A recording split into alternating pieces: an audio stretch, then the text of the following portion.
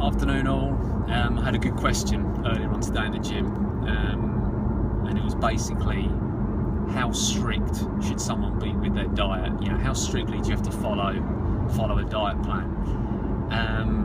And there aren't any hard and fast rules, but there's a couple of things that are worth considering.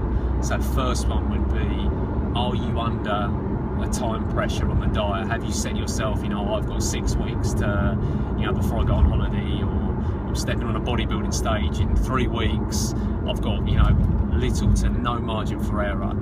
So if you've got an impending time pressure, then yeah, you're gonna have to be pretty strict. You know, you can't allow yourself maybe them sort of treats or a bit of alcohol, that sort of stuff. The second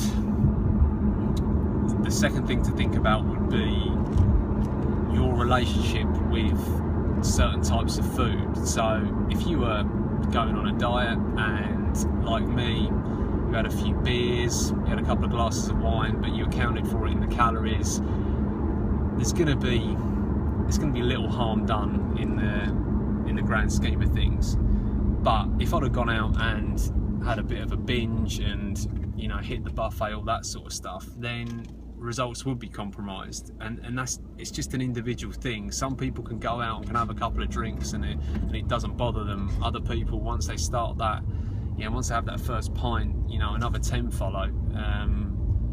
And it's like that with certain types of food as well. There aren't any foods, like I said in the previous video, there aren't any foods that are inherently fattening, but some people find it easier to exclude a food because they know maybe they can't control themselves. They can't control themselves with it. That's not the food's fault, it's that person's relationship with the food.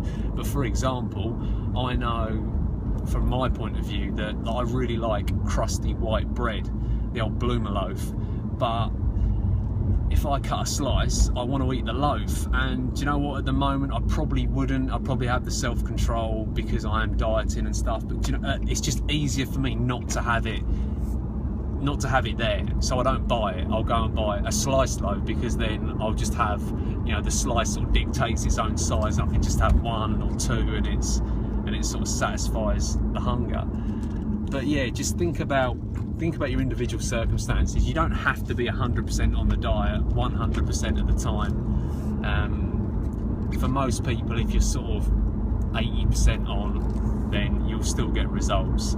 As you get close to a goal, or as the goal becomes harder, like if you're trying to go from you know, 8% body fat down to 6, the margin for error becomes smaller, and trying to fit things like alcohol and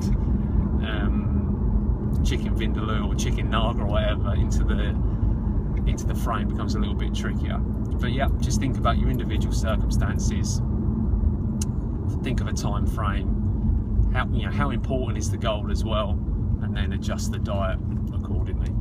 Okay, that is me for the day. See you later, guys. Bye bye.